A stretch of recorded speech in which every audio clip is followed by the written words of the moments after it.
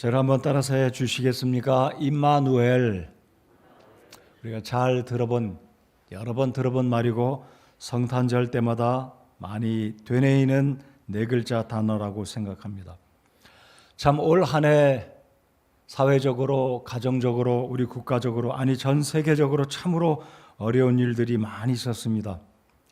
근데 오늘 이 아침에 그래도 우리가 하나님 앞에 나와서 예배를 드릴 수 있는 것 자체가 우리 하나님께 감사한 일이라고 생각합니다. 건강도 주셨고, 물론 우리 성도님들 가운데는 건강이 넉넉지 않은 분이 계시지만 그래도 오늘 이 아침에 이렇게 나와서 추운 날씨임에도 불구하고 우리 하나님을 예배할 수 있는 것 자체가 얼마나 감사한지 모르겠습니다. 저는 뒤돌아 보니까 지난 11월 달에 우리 교회에서 한국에 있는 전국 성서 침례교회 목사님들을 초청해서 사모님들, 사역자들을 초청해서 친교회를 개최해서 섬길 수 있는 것이 얼마나 또 감사한 일이었는지 뒤돌아보면 다시 한번 감사를 드리지 않을 수가 없습니다. 참 그 짧은 기간 동안에는 코로나가 그래도 사회적 거리두기가 완화가 돼서 친교회를 할 수가 있었고, 그 다음 주간에는 또 곽인재 목사 안수 예배를 드릴 수가 있었기 때문에 또 얼마나 또 감사했는지 모르겠습니다. 그리고 2주 전에는 2년 동안 저희 교회에서 침례식을 하지 못하다가 2주 전에 또 침례식을 하면서 또 침례식을 마치니까 또 이렇게 어려운 일이 또 생기고 오미크론으로 인해서 또 이 확진자들이 늘어나는 긴장되는 분위기이기 때문에 최근에 우리 교회가 이런 일들을 할 수 있었던 것이 우리 하나님의 또 예비하심과 복주심이었다라고 생각이 됩니다. 우리가 살고 있는 오늘 이 시대 우리 한국 사회뿐만 아니라 전 세계적으로 보면 참 슬픈 소식도 많이 있습니다. 재난의 소식, 또 좋지 않은 소식, 슬픈 소식도 많이 있지만 또 한편으로 보면 감사한 소식도 있고 기쁜 소식도 있고 얼마나 즐거운 일도 있어서 참 우리 하나님께서 우리를 그래도 선대해 주고 계시기 때문에 다시 한번 우리 하나님께 이 마지막 올 한 해 2021년도를 마무리하는 이 아침 시간에 우리 하나님께 감사를 드리고 있습니다. 여러분 뒤돌아보면 그래도 하나님께 감사한 일이 있으셨지요. 어렵고 힘든 올 한 해였지만 그래도 우리가 이렇게 감사한 몸으로 하나님 아버지 앞에 나와서 예배를 드릴 수 있는 것 얼마나 감사한지 모르겠습니다. 다시 한번 이 시간 우리 주일학교에서 수고하시는 선생님들 여전히 아래층에서 저쪽 중고등부실에서 예배를 드리고 학생들을 가르치고 있겠지만 우리 선생님들, 집사님들, 또 여전도회, 남전도회 집사님들 여러 가지 모양으로 올 한 해 성도님들을 섬기고 교회를 섬겨주심에 다시 한번 감사드리고 하나님께서 여러분들의 노고를 꼭 기억하시고 선대해 주시리라고 믿습니다. 지난 주간에 이제 목요일이었습니다. 우리 33 특별 기도방에서 제가 기도 제목을 올리고 윤성실 자매 아버님 구원을 위해서 복음을 전하러 갔습니다. 제 아내와 함께 윤자매와 함께 그 아버님이 사시는 친정으로 가서 복음을 전했는데 뜻밖의 굉장히 순박하게 하나님 말씀을 들으시고 예수님을 영접을 하셨습니다. 구원받으셨는데 이 윤성실 자매 어머니가 얼마나 기뻐하시던지 무릎을 꿇고 남편의 두 손을 꼭 붙들고 눈물을 흘리면서 감사 제목 그 감사의 기도를 드리는데 제 가슴이 얼마나 또 감격이 되고 하나님께 얼마나 감사했는지 모르겠습니다. 그래서 저는 그래서 개인적으로 보니까 우리 교회 많은 성도님들이 올 한 해 하나님 아버지 앞에 이런 복 저런 복을 받으셨겠지만 윤성실 자매는 참 친정 아버님이 그토록 오랜 세월 동안 친정 아버님이 예수님 믿고 구원받기를 기도해 왔는데 제가 개인적으로 생각해 보니까 윤성실 자매는 올해 크리스마스 제일 좋은 선물을 하나님께서 주시지 않았나라고 생각이 됩니다. 이 일을 위해서 함께 기도해 주신 우리 성도님들께 또 감사를 드립니다. 그래서 또 제가 가만히 보니까 이 윤성실 자매 친정어머님이 믿음이 굉장하신 분이더라고요.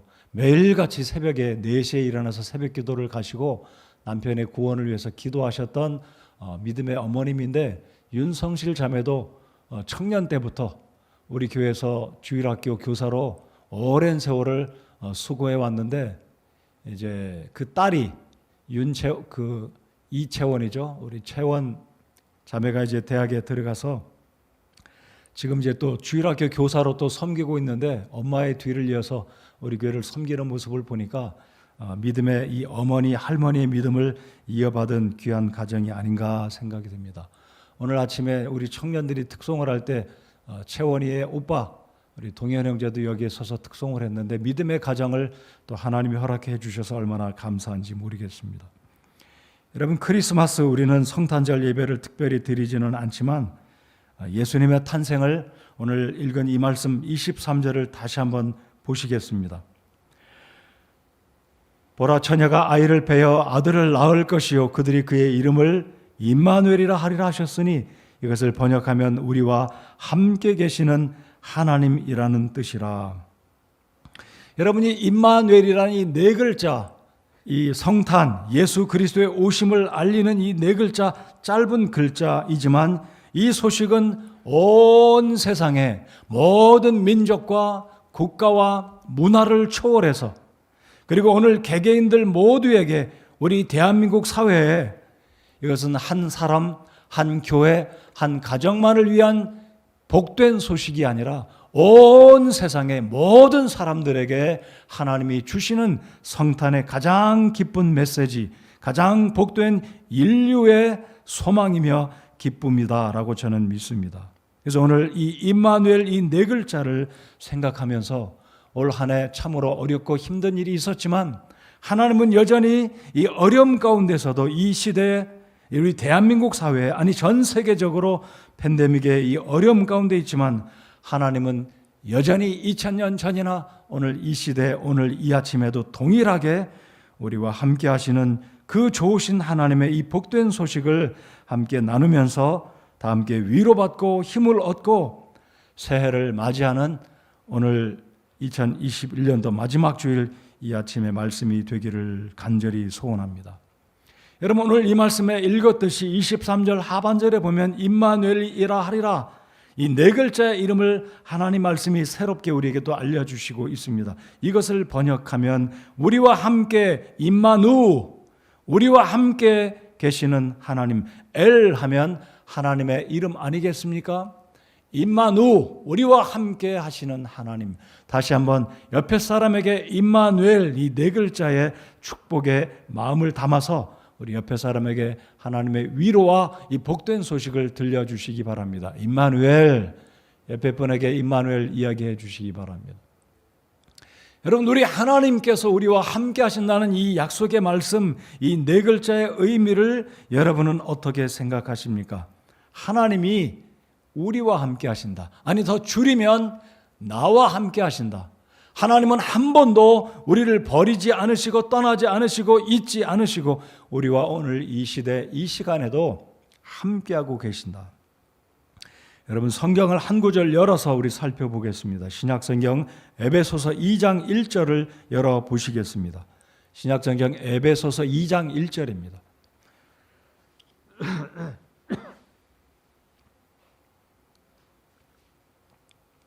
2장 1절을 보시면 어떤 말씀이 있습니까? 우리가 예수님을 믿기 전에는 어떠한 상태에 있었는지 성경은 에베소서 2장 1절에서 이렇게 말씀하고 있습니다. 다 찾으셨으면 2장 1절을 함께 읽어보시겠습니다. 시작. 또 그분께서 범법과 죄들 가운데 죽었던 너희를 살리셨도다. 2절은 지나간 때에는 너희가 그것들 가운데서 이 세상의 행로를 따라 걸으며 공중의 권세 잡은 통치자 곧 지금 불순종의 자녀들 가운데서 활동하는 영을 따라 걸었느니라. 즉 사탄을 따라 죄 가운데, 죄의 어둠 가운데 살았었습니다. 하나님의 그 자비하신 품을 떠나서 마음대로 살았던, 그래서 우리 영이 죽었던 때, 그것이 지나간 과거였었습니다. 바로 우리가 하나님 앞에서 하나님의 지음받고 하나님의 자녀로 살았어야 되는데, 이 죄로 말미암아 사탄의 유혹으로 말미암아 우리의 영이 죽었고 하나님과 분리되었고, 그리고 마지막에는 죽을 수밖에 없는 운명 가운데 살았던 우리였지만, 바로 예수 그리스도의 그 십자가의 사랑으로, 십자가의 보혈의 구속으로 말미암아 우리가 구원받아 이제 하나님과 함께 연합된, 그 분리가 아니라 함께 연합된, 하나님이 함께 하시는 이 축복을 회복하게 된 이 놀라운 은혜를 우리가 누리고 있다는 것입니다. 그러나 여전히 예수 그리스도 밖에 있는 자들은 이 임마누엘의 축복이 그들에게는 어떤 의미로 생각이 되고 있는지 잘 모르겠습니다. 여전히 하나님은 그들과 함께하기 원하시지만 그들의 죄로 말미암아, 그들의 불신앙, 불순종으로 말미암아 이 임마누엘의 축복을 누리지 못하고 있다는 사실입니다. 자, 그러면 오늘 2021년 마지막 주일 이 아침 시간에 어제가 세상 사람들이 말하는 크리스마스였는데 오늘 한 해를 마무리 짓는 이 아침 시간에 임마누엘의 의미를 세 가지 측면으로 생각해 보면서 하나님께서 우리의 마음을 붙들어 주시고 새해를 맞이하는 힘찬 새해 2022년도가 되기를 바라서 오늘 이 네 글자 임마누엘의 의미를 다시 되새겨보고 되짚어보고 믿음으로 새해를 힘차게 맞이하는, 하나님이 나와 함께 하신다. 내년도에도 이 코로나19가 우리를 힘들게 하고 사업적으로, 건강적으로 다양한 어려움이 있을 것으로 예측하지만 그래도 하나님은 나와 함께 하시고, 하나님은 우리와 함께 하시고, 하나님은 주의 백성들과 함께 하신다는 이 놀라운 사실을 다시 한번 상기하면서 한 해를 감사로 보내고 또 한 해를 감사한 마음으로 맞이하는 저와 여러분 모두가 되시기를 바랍니다. 자, 그러면 첫 번째로 이 임마누엘의 하나님은 어떤 하나님이십니까? 첫 번째, 임마누엘의 하나님은 전능하신 하나님이십니다. 여러분, 저와 여러분이 섬기는 우리 아버지 하나님이 전능하시다. 이 전제, 전능하다. 그럼 전능이란 앞에는 어떤 문제도, 어떤 위기도, 어떤 고난도 우리를 두렵게 할 수가 없다는 사실을 확신하시는 이 아침 시간이 되시기를 바랍니다. 전능하신 우리 하나님이 나와 함께 하신다. 전능하신 하나님이 우리 교회와 함께 하신다. 전능하신 우리 하나님이 우리의 가정과 함께 하신다는 이 놀라운 약속의 말씀을 가슴에 굳게 새기고 한 해를 보내고 또 밝아오는 새로운 한 해를 맞이하는 우리 모두가 되기를 바랍니다. 여러분, 우리 하나님이 전능하시다, 이 명제, 이 한 문장, 하나님이 전능하시다, 여러분이 생각을 새롭게 해보시기 바랍니다. 내가 믿는 살아계신 나의 아버지 하나님은 전능하시다. 이 전능이라는 것은 하나님의 속성과 특성을 대표하는 것 가운데 하나입니다. 여러분, 말 그대로 전능, 설명이 필요 없다고 생각합니다. 전능하십니다. 여러분, 정말 믿으십니까? 내가 믿는 나의 아버지 하나님, 나를 사랑하고 있고 내가 그분을 사랑하는 하나님은 전능하시다. 하나님께는 불가능한 것이 전혀 없는 우리 하나님이 바로 우리와 함께 하신다는 이 약속의 말씀을 이 아침 시간에 임마누엘 네 글자를 통해서 우리를 상기시켜주고 있다는 사실에 감사하시는 저와 여러분 모두가 되시기 바랍니다. 여러분, 이 세상에는 간혹 가다가 이 전능하신 하나님, 이런 이야기는 어떻게 들었는지 하나님께 이렇게 원망하고 따지는 사람들, 부정적인 질문을 던지는 사람들이 있습니다. 예를 들면 전능하신 하나님이 살아계시다면 어떻게 이 세상에는 끊임없는 전쟁과 기근과 환난들이 쉬지 않고 사람들을 힘들게 하느냐? 전능하신 하나님이 살아계시다면 어떻게 이 세상에는 부정과 부패가 그렇게 그치지 않고 악인들은 여전히 형통하고 여전히 버젓이 잘 살아가고 있느냐? 하나님 살아계시는 게 맞느냐? 전능하신 하나님 맞느냐라고 부정적으로 하나님께 도전하고 있습니다. 특별히 이런 질문은 어떻습니까? 아니, 전능하신 하나님이 살아계시다면 코로나19 왜 여태까지 온 세상을 힘들게 만드시는가? 하나님 그러고도 사랑의 하나님이신가? 자비의 하나님이신가? 전능하신 하나님이신가라고 생각하는 사람이 없지 않아 있으리라고 저는 생각합니다. 과연 전능하신 하나님이 세상에 부정적인 생각을 가지고 있는 사람들처럼 그런 생각 때문에 하나님이 꼼짝 안 하시고 움직이지 아니하시고 팔짱 끼고 가만히 바라만 보고 계시는 것인가요? 수수방관하고 세상의 악인들을 가만히 두고 계시는 것인가요? 자, 이런 맥락에서 구약 성경에 제가 지난주에도 언급을 드린 바가 있습니다만은요, 전도서 3장에 보면 이런 말씀들이 있습니다. 저는 이 말씀을 읽을 때 우리 하나님을 다시 한번 이해하고 하나님께 감사하고 긍정의 생각을 가지고 새해를 맞이하는, 그래서 우리의 삶 가운데 대소사를 보내면서 어렵고 힘든 일이 있다 할지라도 나의 전능하신 하나님은 내 생각처럼, 우리의 사람들의 얄팍한 생각처럼 그렇게 움직이고 행동하시는 하나님이 아니라는 것을 다시 한번 진중하게 생각하고 하나님을 경외하는 우리가 돼야 할 것입니다. 전도서 3장을 다 같이 열어보시겠습니다. 아니면 스크린에 있는 말씀을 전도서 3장 1절로 8절까지 보시겠습니다. 구약성경 전도서 3장을 열어주시고 1절부터 8절까지 교독하겠습니다. 1절은 형제님들, 2절은 자매님들, 그리고 8절은 다 같이 읽겠습니다. 구약성경 전도서 3장을 열어보시겠습니다.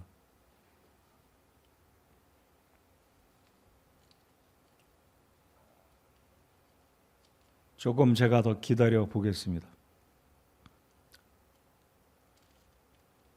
전도서 3장입니다. 자, 찾으셨으면 형제님들 저와 함께 1절을 읽으시고 자매님들 짝수절 그리고 마지막 8절은 다 같이 읽겠습니다.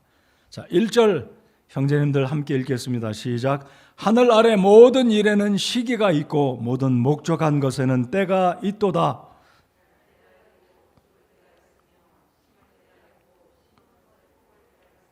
죽일 때가 있고 고칠 때가 있으며 무너뜨릴 때가 있고 세울 때가 있으며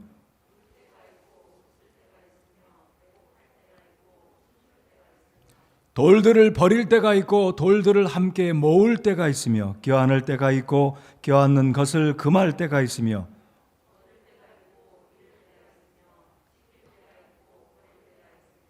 찢을 때가 있고 꿰맬 때가 있으며 잠잠할 때가 있고 말할 때가 있으며 사랑할 때가 있고 미워할 때가 있으며 전쟁할 때가 있고 화평할 때가 있도다. 아멘. 여러분, 우리 하나님은 전능하시지만 마치 우리가 생각할 때 어린아이들의 생각과 지성인과 어른들의 생각이 다르듯이 전능하신 하나님은 이 세상 사람들이 바라는 대로 소원하는 대로 행동하고 움직이는 하나님이 아니시라. 천하 범사에는 목적한 것이 있어서 태어날 때가 있고 죽을 때가 있고 심을 때가 있고 심은 것을 뽑을 때가 있으며 죽일 때가 있고 고칠 때가 있고 돌들을 버릴 때가 있고 함께 모을 때가 있다라는 심오한 말씀을 우리에게 들려주고 계십니다. 그러니까 하나님은 능력이 한이 없으신 전능하신 하나님이시지만 온 세상의 크고 작은 역사들을 개인을 향해서나 민족을 향해서나 국가를 향해서 하나님이 일하실 때는 하나님의 선하신 뜻을 위해서 일하신다는 사실을 우리가 결코 놓치지 말아야 합니다. 하나님이 일하실 때는 보다 나은 하나님의 방법과 하나님의 계획과 하나님의 뜻을 위해서 일하시는 하나님이시기 때문에 그렇습니다. 오늘 이 아침 시간에도 하나님은 세상의 모든 개개인은 물론 민족과 국가와 온 세상의 모든 일들을 주관하고 계신다는 사실을 우리는 잊지 말아야 합니다. 하나님은 홀로 온 세상을 다스리시고 주관하시는 우리 아버지 하나님이십니다. 그래서 제가 지난주에도 55장 8절, 이사야 55장 8절의 말씀을 읽었습니다. 제가 한 번 더 이 말씀을 읽습니다. 내 생각들은 너희 생각들과 같지 아니하며 내 길들은 너희 길들과 같지 아니하니라. 주가 말하노라. 하늘들이 땅보다 높음같이 내 길들은 너희 길들보다 높으며 내 생각들은 너희 생각들보다 높으니라. 그렇습니다. 우리 전능하신 하나님은 우리의 생각과 방식대로 움직이지 않으십니다. 하지만 하나님은 당신의 뜻과 계획과 선하신 목적을 가지고 우리에게 찾아오시고 우리를 위해서 일하시고 궁극적으로 하나님의 영광을 드러내시는 하나님 아버지가 되십니다. 오늘 읽은 마태복음 1장으로 다시 돌아오셔서 본문을 다시 한번 보기 원합니다. 자, 마태복음 1장으로 다시 돌아오셔서 1장 18절을 보면 이제 예수 그리스도의 태어나심은 이러하니라. 그분의 어머니 마리아가 요셉과 정혼하였을 때 그들이 함께하기 전에 그녀가 성령님으로 말미암아 아이를 뵌 것이 드러나매. 자, 18절을 잘 보시면 선남선녀 이 요셉과 마리아가 약혼을 했습니다. 아직 결혼을 하지 않았기 때문에 같이 육체적인 관계는 아직 하지 않았습니다. 그 의미가 뭐라고 이야기합니까? 요셉과 마리아가 정혼하였을 때에 그들이 함께하기 전에, 육신적인 관계를 하기 전에 그녀가 성령님으로 말미암아 아이를 뵌 것이 드러나매. 여러분, 처녀가 아기를 가질 수 있습니까? 과학적으로, 이성적으로 도무지 불가능한 일입니다. 그러나 오늘 임마누엘의 하나님은 전능하신 하나님이라고 말씀을 드렸는데, 여러분, 처녀가 아기를 갖게 된 것, 이것이 바로 전능하신 우리 하나님이 하신 일이었습니다. 처녀가 아기를 가졌습니다. 오늘 이 말씀을 잘 묵상해 보면 마리아에게는 굉장히 당황스럽고 충격이고 무시무시한 소식이었습니다. 요셉에게는 어떠했겠습니까? 사랑하는 자기의 약혼녀가 점점점 몸이 커져옵니다. 여러분, 우리 아기를 낳아보신 우리 자매님들 6개월이라고 상상해 보십시오. 여러분, 누가복음 1장에 보면 6개월이 됐다라고 언급하고 있어요. 임신 초기 2, 3개월이 아닙니다. 6개월입니다. 배가 이만큼 커졌겠죠. 그럼 마리아는 어떻겠어요? 아니, 내가 남자를 알지 못하는데 이게 무슨 일이냐? 육체적인 어떤 변화가 올 때 이 마리아는 도저히 불안해서 견딜 수가 없었을 것입니다. 자신의 사랑하는 약혼녀를 바라보는 요셉은 어떻겠어요? 아니, 이 여자가 어디 가서 다른 남자와 무슨 일을 저질렀길래 약혼은 해놓고 이게 무슨 일이냐? 19절을 다 같이 읽어보겠습니다. 그때 그녀의 남편 요셉은 의로운 사람이므로 그녀를 공개적인 본보기로 삼기를 원치 아니하여 은밀히 그녀를 버리려고 마음먹었으나, 이제 이 여자랑 끝났다. 아니, 나랑 약혼한 이 여자가 어떻게 아기를 가지고 결혼도 안 했는데. 여기에 이 말씀을 잘 보십시오. 요셉은 의로운 사람, 이 요셉은 그래도 신사였습니다. 아내를 공개적으로 사람들 앞에 보시오, 이 여자가 나랑 약혼해놓고 아기를 가졌습니다. 돌을 들어서 이 여자를 죽입시다라고 말한 게 아니었다는 겁니다. 여러분, 공개적으로 드러내지 않았다는 말은 히브리인들의 상식적인 관행이었습니다. 여러분, 처녀가 아기를 가지면 유대인들은 돌을 들어서 사정없이 돌로 쳐 죽이는 것이 이게 공개적인 이때의 관행이었습니다. 근데 요셉은 사랑하는 그 아내가 이제는 끝났구나, 이제는 약혼을 파기하고 각자 갈 길을 가려고 하는데 하나님의 천사가 나타나서 요셉에게, 마리아에게 위로를 해주는 겁니다. 여러분, 지금 방금 말씀드린 대로 요셉에게는 충격이 아닐 수 없어요. 배반당했다. 아니, 어찌 이 여자가, 마리아는 어떻게 했어요? 아니, 내가 한 번도 내가 다른 남자를 사랑해 본 적이 없는데, 아니, 내 몸 안에 어떻게 아기가 자랄 수 있느냐? 이건 굉장한 충격이었고 무서움이었고 두려움이었습니다. 오늘 말씀해 보시면 우리 전능하신 하나님이 마리아에게 아들을 하나님이 잉태케 하셨는데, 천사가 이 소식을 전해줍니다. 요셉에게는 위로의 말씀, 마리아에게도 위로의 말씀, 놀라운 온 세상의 인류를 위해서 이 놀라운 임마누엘의 소식을 우리 하나님이 들려주시는 이 복된 뉴스, 굿뉴스, 복된 소식이지 않습니까? 자, 드디어 하나님의 천사가 요셉에게, 마리아에게 소식을 전합니다. 21절, 그녀가 아들을 낳으리니 너는 그의 이름을 예수라 하라. 이는 그가 자기 백성을 그들의 죄들에서 구원할 것이기 때문이라 하니라. 여러분, 요셉과 마리아는 이 소식을 듣고 얼마나 가슴을 놓았겠습니까? 그러면 그렇지, 내가 사랑하는 이 여인이 그럴 리가 없었지. 마리아가 가슴을 위로하면서, 나 같은 여인에게 우리 하나님이 역사를 일으키려고 나에게 아들을 주셨다는 위로의 말씀. 그래서 이 누가복음 1장을 보면 마리아가 이렇게 고백을 합니다. 하나님의 종, 저에게 하나님의 뜻이 이루어지기를 바라나이다. 하나님께는 능치 못할 일이 없나이다라고 마리아가 하나님의 천사에게 반응하고 그렇게 고백을 하면서 드디어 때가 되었을 때 예수 그리스도가 처녀의 몸에서 태어나는 놀라운 성탄의 소식이 온 세상에 두루 퍼지게 된 것입니다. 그러므로 우리 하나님은 처녀의 몸에서 성령 하나님의 초전적인 능력으로 생명을 잉태시키는 전능하신 우리 하나님 아버지라는 사실을 이 본문을 통해서 다시 한번 확신하시는 이 아침에 말씀이 되시기를 바랍니다. 여러분, 우리 하나님이 전능하신 하나님 다시 한번 상상해 보시면서 우리 하나님은 못하실 일이 없으신, 모든 문제보다 더 뛰어나신 하나님이 나와 함께 하시는 하나님이란 이 위로의 말씀, 이 복된 소식이 하늘을 돌아보며 새해를 맞이하는 이 시점에서 나와 함께 하시는 나의 아버지 하나님은 전능하신 하나님이라는 사실을 확신하시면서 믿음으로 소망으로 새해를 맞이하는 우리 모든 성도님과 제가 되기를 바랍니다. 우리 하나님이 전능하신 하나님이심으로 인해서 감사하십니까? 우리 하나님이 전능하신 하나님이십니다. 불가능한 게 없으신, 어떤 위험도 어떤 곤란한 것도 해결하지 못할 문제가 전혀 없으신 하나님이 바로 우리의 아버지 하나님이라는 것입니다.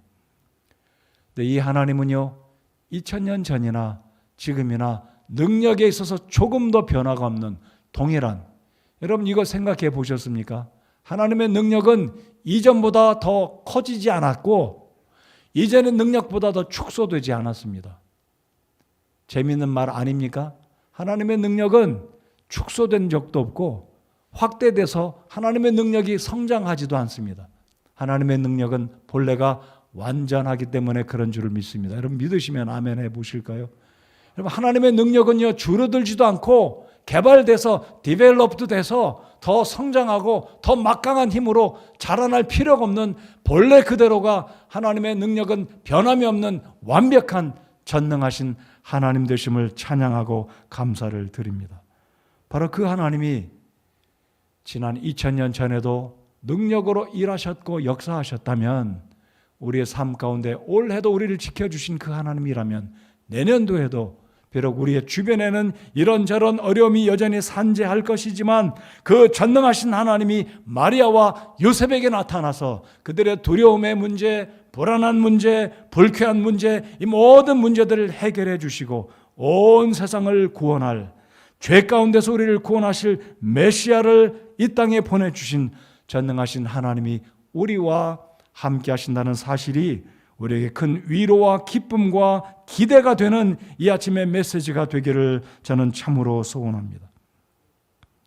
그래서 새해에도 우리 하나님께서 우리와 함께 하시는 이 놀라운 약속의 말씀을 붙들고 새해 1년 12달 임마누엘의 하나님을 생각하는 우리가 되기를 바랍니다. 여러분 임마누엘은 꼭 연말 12월 25일 크리스마스 때만 위한 4글자의 약속의 말씀이 아니라고 저는 믿습니다. 이 임마누엘의 약속의 말씀은 1년 12달, 1년 365일 우리가 어떤 상황에 처하든지 기쁠 때나 슬플 때나 외로울 때나 고독할 때나 감사할 때나 감사할 땐 더더욱이 그렇겠죠. 임마누엘의 하나님의 은혜와 역사가 우리의 삶 가운데 2022년도에도 가득하기를 우리 주님의 이름으로 간절히 기대하며 하나님께서 이루실 것을 또한 믿습니다. 그래서 우리는 이 성경의 말씀의 뜻과 원리에 순응하면서 임마누엘 되신 우리 하나님의 약속을 붙들고 어떤 상황이 와도 우리 하나님을 예배하고 주와 동행하는 이 말씀의 확신을 붙들고 주님과 동행하는 2022년도가 되기를 바랍니다. 자, 두 번째로 이 임마누엘의 하나님은 어떤 의미가 들어있겠습니까? 임마누엘의 하나님은 매우 신실하신 하나님이다라고 저는 믿습니다. 신실하다는 게 여러분에게는 어떻게 다가오십니까? 여러분 주변에 누군가 참 신실하다. 예를 들면 내 남편 정말 신실한 사람이다. 내 아내 참 성실한 사람이다. 나를 위해서 그렇게 수고하고 애쓰고 집안의 일, 바깥에 있는 일, 정말로 우리 가정을 위해서 내 아내, 내 남편은 정말로 성실한 사람이다 라고 생각되면 여러분 배우자로 인해서 기쁘고 감사한 마음이 있지 않으신가요? 우리 아들, 딸들 생각하면 내가 아는 친구, 회사 동료, 이 사람은 정말로 신실한 사람이다. 정말 믿음직한 사람이다. 나를 위해서 늘 도와주고 함께 마음을 모아서 위로해주고 격려해주고 회사의 일들을 함께 팀을 이루어서 이루어나가는데 없어서는 안 되는 정말로 신실한 사람이다. 여러분, 우리 교회 어떤 집사님이나 어떤 교사나 어떤 자매나 형제가 정말로 우리 교회 신실한 사람이다라고 생각될 때 여러분, 그 사람 때문에 얼마나 기쁨이 있고 듬직하고 마음이 편하고 감사한 마음이 있으시지 않나요? 여러분, 이 임마누엘의 하나님이라는 의미는 하나님은 신실하시다라는 의미라는 것을 이 아침 시간에 다시 한번 잊지 않고 기억하시면서 새해를 맞이하는 우리가 되어야 할 것입니다. 여러분, 우리 하나님이 만약에 전능하기는 한데 신실하지 않다 이러면요, 우리는 망했습니다. 우리는 죽어나는 거예요. 예를 들어볼까요? 이 세상에 많은 독재자들이 있습니다. 굉장한 힘이 있어요. 돈의 힘, 권력의 힘, 군대의 힘, 무기의 힘. 말 한 번 하면 날아가는 새도 떨어지는 악독한 이 독재자들의 권력의 힘 얼마나 셉니까? 북한에 자기 고모부도 그냥 죽이잖아요. 잘 생각해 보십시오. 전능한 어떤 사람이 신실하지 않다는 것은요, 굉장한 위험과 두려움이 그 속에 들어있는 겁니다. 그렇게 생각이 안 되십니까? 마음이 바뀌면 그 능력을 가지고 얼마나 사람들을 힘들게 하겠습니까? 근데 우리가 하나님께 감사를 드릴 수 있는 것은 하나님은 전능하시지만 자신의 그 능력과 힘을 마음대로 자신만을 위해서 활용하고 남용하는 그 하나님이 아니라 하나님이 신실하시다.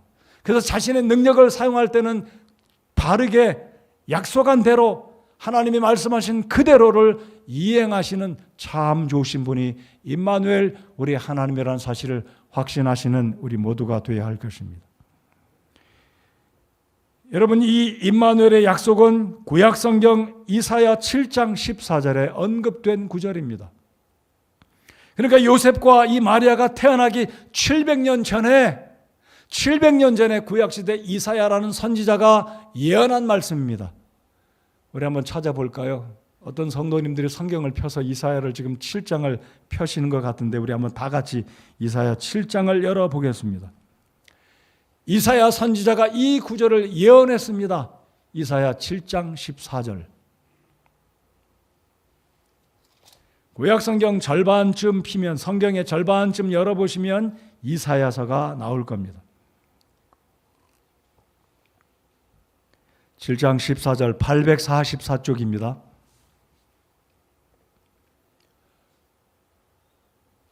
(7장 14절을) 저희들 다 같이 읽겠습니다. 시작.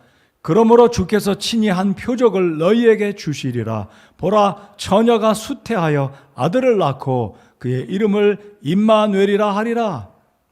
한 표적을 보여주시겠다 그랬습니다. 주님께서 친히 표적을 보여주시겠다. 한 사인을 보여주시는데 그 사인이 무슨 사인입니까? 아니, 처녀가 수태한다. 아니, 세상에 도무지 이런 일이 가능하겠습니까? 아니, 처녀가 어떻게 아기를 갖습니까? 옛날엔 인공수정하는 시대도 아니었습니다. 처녀가 어떻게 아기를 갖느냐 이거죠. 근데 하나님이 말씀하십니다. 봐라, 처녀가 내가 한 표적을 보여줄 테니 처녀가 수태하여 아들을 낳을 것인데 그의 이름을 임마누엘이라 지을 것이다. 여러분, 이 세상에 이름 짓는 작가들이 많이 있잖아요. 진짜 우리 하나님은 전능하신 하나님이신데 이런 사람은 세상의 역사에 아무도 없었습니다. 아니, 사람이 태어나기도 전에 700년 전에 이름을 지어요. 근데 그것도 정상적인 부부를 통해서 아들이 날지 딸 날지 예측하기도 쉽지 않은데 고작 비중으로 치면 50%의 확률이에요.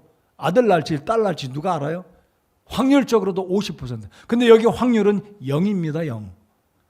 아니, 처녀가 어떻게 아들을 낳고 이름까지 임마누엘이라 짓는다. 700년 전에 예언했습니다. 드디어 700년이 지나고 마리아와 요셉이 로마의 황제가 명령을 내립니다. 세금을 거두기 위해서 온 로마 제국에 있는 사람들은 자기 고향에 가서 호적 신고해라. 호적 신고해야 이 집안의 남자가 누군지 세금을 걷어들일 거 아니에요. 하나님은 이 예언을 이루시기 위해서 요셉과 마리아를 그들의 고향 땅, 다윗의 조상 땅 베들레헴으로 보내서 이 요셉은 자기 약혼녀를 데리고 가는데 아기를 낳는데 이름을 임마누엘이라고 짓게 된 겁니다. 우연일까요? 확률적으로 소학적인 계산으로 한번 계산해 보십시오. 컴퓨터를 두드려 보십시오. 아니, 세상에 어떻게 처녀가 아들을 낳을 것이고 딸도 아들도 모르는데 아들을 낳을 것이고 그의 이름까지 임마누엘이라고 이름을 지어줬습니다. 700년 후에 마리아가 아기를 가졌고 아기를 낳았고 이름을 임마누엘로 지었습니다. 우연일까요? 세상에 우연치고 이런 우연이 또 있을까요?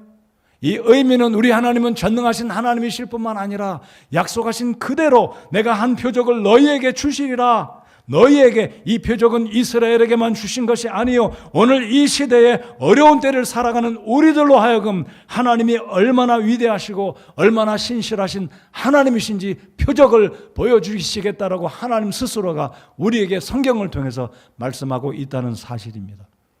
이 약속이 이루어졌나요? 우리로는 2000년 전입니다. 요셉과 마리아는 700년 전에 사건이 이루어졌고 우리에게는 이미 2000년 전, 아니 정확하게 말씀드리면 2700년 전의 예언이 우리에게 있어서는 이미 성취가 된 것입니다. 예수님 2000년 전에 오셨잖아요. 주전 700년 전에 이 예언이 주께서 친히 한 표적을 너희에게 주시리라. 보라, 처녀가 수태하여 아들을 낳고 그의 이름을 임마누엘이라 하리라.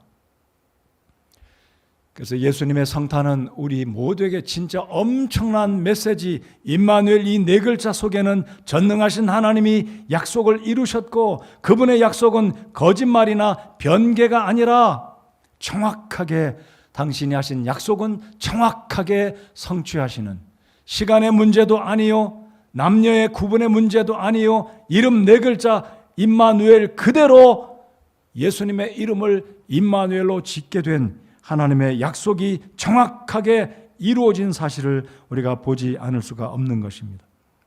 여러분, 요한계시록 22장 6절에 보면 우리 예수님의 이름에 대해서 이렇게 말씀합니다. 또 그가 내게 이르기를 이 말씀들은 신실하고 참되도다. 하나님의 말씀은 신실하고 참되는 줄을 믿으십니까? 그래서 여러분, 이 책은 뭐라고 불렀냐면 The Book. 영어에서 book은 책이잖아요. 여러분 꼭 기억하십시오. 영어의 고유명사 book이라는 것은 이 책 한 권만을 가리키는 단어였습니다. The book. 유일한 book은 성경만이 The book으로 불려지는 최초의 책이라고 불려진 책이 바로 하나님의 말씀인 The Bible, 하나님의 성경 말씀이 최초로 불려진 The book이라는 책입니다. 왜입니까? 하나님의 말씀은 거짓이 없는 정확한 약속의 말씀이기 때문에 그렇습니다.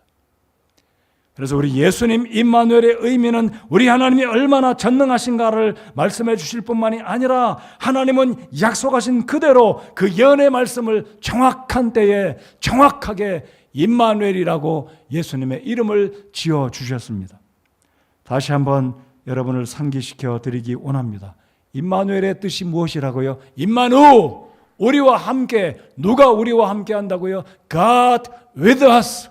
하나님이 우리와 함께 하십니다. 하나님이 코로나의 이 정말로 위기의 순간에도, 어려운 순간에도 하나님은 우리를 버리지 않으시고 이 시간도 함께 하셨기 때문에 우리가 건강한 모습으로 이 자리에 나와서 우리 주님을 예배합니다.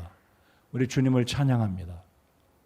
임마누엘의 은혜가 지금까지 우리와 함께 하셨듯이 새해에도 우리와 함께 하시는 전능하신 하나님, 그리고 신실하신 하나님이 함께 하심을 굳게 믿고 두려워하지 마시고 담대하게 새해를 믿음으로 시작하시는, 새해 믿음으로 첫 발걸음을 떼는 우리 교회 모든 성도님들이 되시기를 바랍니다. 세 번째로, 임마누엘의 하나님은 어떤 하나님이실까요? 임마누엘의 하나님은 자비하신 하나님이십니다. 저를 따라서 해주시기 바랍니다. 전능하신 하나님, 신실하신 하나님, 그리고 세 번째는 자비하신 하나님이십니다. 여러분, 자비라는 것은 어찌 보면 불교 용어와 같은데 아닙니다. 이 자비, mercy, 사랑이 많으신, 긍휼이 풍성하신 은혜의 하나님은 바로 임마누엘의 하나님이라는 의미는 우리를 사랑하시고 우리를 구원하시기를 기뻐하시는 구원의 하나님, 자비하신 하나님이라는 의미가 이 임마누엘 속에 들어있다라고 저는 믿습니다. 여러분, 이 임마누엘이라는 의미는 왜 제가 오늘 설교 서두에 말씀드렸듯이 임마누엘 이 네 글자는 개인뿐만 아니라 한 민족뿐만 아니라 온 세상의 모든 나라를 위한 말씀, 모든 세상을 위한 이 복된 소식이라고 말씀을 드렸겠습니까? 이 임마누엘은 한 사람만을 위한 것도 아니고 한 시대를 위한 것만도 아니라 온 세상이 아담부터 이 세상의 종말이 이르기까지, 종말의 때가 오기까지 하나님은 우리와 함께 하시는, 잃어버린 죄인 한 사람도 모두 다 구원하기를 원하시는 하나님이시기 때문에 임마누엘이다라고 하나님께서 당신의 아들 독생자 예수님의 이름을 임마누엘로 지어주신 것입니다. 물론 예수님의 이름은 많이 있죠. 예수라 하라, 예수님은 충성이라 하라, 방금 읽어드린 요한계시록에 있는 말씀처럼 그분은 신실하다, 그분은 평화의 왕자다, 이사야에 있는 그 위대한 말씀이 있지 않습니까? 그래서 우리 예수님은, 우리 하나님은, 임마누엘의 하나님은 자비하신 하나님이십니다. 그래서 우리 예수님이 이 땅에 오신 목적이 무엇입니까? 모든 잃어버린, 아까 읽었던 에베소서 2장 1절에 죄로 말미암아 죽을 수밖에 없었던 우리를, 아니 죽었던 저와 여러분을 구원하시기 위해서 우리 예수님께서 오셨습니다. 그래서 우리 예수님의 이름은 임마누엘의 의미 속에 자비하신 하나님의 의미를 우리가 발견할 수 있다는 것입니다. 그래서 디모데전서 2장 4절의 말씀을 보면 이 구절도 우리 한번 찾아서 읽어보겠습니다. 신약성경 디모데전서 2장 4절입니다.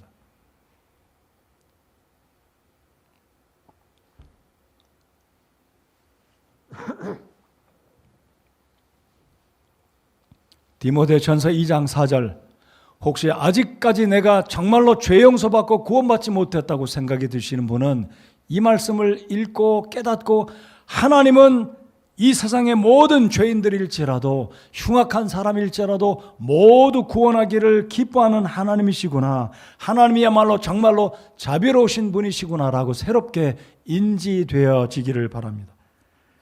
디모데전서 2장 4절 다 찾으셨으면 함께 읽겠습니다. 시작. 하나님은 모든 사람이 구원을 받고 진리를 아는 데 이르기를 원하시느니라. 하나님은 모든 사람들이 구원을 받기 원하신다고 말씀합니다. 하나님은 북한에 있는 저 김 누구누구도, 이 세상에 흉악한 죄를 지은 아무개도 하나님은 다 기다리시고 구원받기를 원하시는 것이 임마누엘, 우리 자비하신 하나님의 마음이고, 우리 하나님의 사랑이 그토록 모든 사람들을, 모든 죄인들을 불쌍히 여기고 구원하기를 원하시는 분이 크리스마스의 진정한 메시지, 성탄의 진정한 메시지, 임마누엘 속에 하나님의 자비하심이 들어있다는 것입니다. 하나님이 우리를 구원하시기 원해서, 오죽 답답했으면, 오죽 우리 하나님 우리를 사랑하시기 원하셨으면 사람의 몸을 입고 이 땅에 친히 내려오셨겠습니까? 뭐가 아쉬워서, 뭐가 부족해서 우리 하나님이 그 좋은 천국을 마다하시지 않으시고 이 땅에 내려오셨겠습니까? 이것이 바로 임마누엘, 하나님이 그토록 우리를 사랑하신다는 것입니다. 하나님이 그토록 우리를 사랑하셨기 때문에 이 자리에 여러분이 나와 있는 줄 믿으시기 바랍니다. 우리 하나님이 그토록 우리를 사랑하지 않으셨다면 우리는 진작 죽었을 것이고, 아마 천국은 생각도 못하고 우리는 소망 없이 이 세상을 살아가고 있었을 것입니다. 아마 저 같은 사람은 임마누엘의 하나님의 약속의 축복, 자비하신 하나님의 사랑이 없었다면 제가 어떻게 지금까지 살아오고 있었을지 저는 상상을 할 수가 없습니다. 이 모든 것이 하나님의 사랑이요, 우리 하나님의 크신 자비하신 우리 주님의 은혜인 줄 믿고 우리 주님께 감사를 드립니다. 그래서 우리 예수님이 요한복음 14장 18절에 이렇게 말씀하십니다. 예수님께서 이르시기를 내가 너희를 위로 없이 버려두지 아니하고 너희에게로 오리라. 위로 없이, 하늘 위 이게 아니라, 위 높고 낮음이 아니라 위로, comfort, 하나님의 위로 없이 외롭게 쓸쓸하게 버려두지 아니하고 너희에게로 오리라. 우리 예수님 다시 오실 것입니다. 초림의 예수님, 임마누엘의 예수님이 말구 위에 오셨다면 재림하실 예수님은 다시 우리를 위로 없이 방치해 두시는 하나님이 아니라 우리를 데리러 다시 오실 것을 약속해 주신 말씀이 요한복음 14장 18절 말씀입니다. 임마누엘, 하나님이 함께 계신다는 이 소식, 하나님이 나와 하나님이 우리와 함께 하신다는 이 소식은 이 시대 우리 모두에게 필요한 진정한 위로의 말씀이 될 줄 확신합니다. 여러분, 올 한 해 참으로 어렵게 많은 순간들을 지내오셨습니다. 임마누엘의 하나님의 은혜가 있었기 때문에 이 시점까지 올 수 있었다라고 믿습니다. 여러분, 그렇게 믿고 감사하십시오. 우연도 아니고 다른 사람은 어려웠을지 모르지만 내가 인정하지만 나는 그래도 내가 이 사업을 잘해서 운이 좋아서 럭키해서 내가 여기까지 왔다 이렇게 생각하면 오산입니다. 아닙니다. 이 모든 것은 우리 하나님의 은혜요, 임마누엘 하나님의 약속에, 그 약속에 신실하신 하나님의 은혜가 저와 여러분에게 오늘 이 시간까지 함께 있었기 때문에 이 자리에 우리가 앉아있음을 믿고 감사하시는 우리가 되어야 할 것입니다. 임마누엘의 하나님의 은혜 때문에 우리가 이곳까지 와 있는 거예요. 이 시간 이렇게 건강한 모습으로 나와 있는 것이 결코 우연도 아니고 행운도 아니고 재수가 좋아서 아니고 팔자가 좋아서가 아니라 우리 하나님의 신실하심 때문에, 하나님의 자비하심 때문이라고 믿으시기 바랍니다.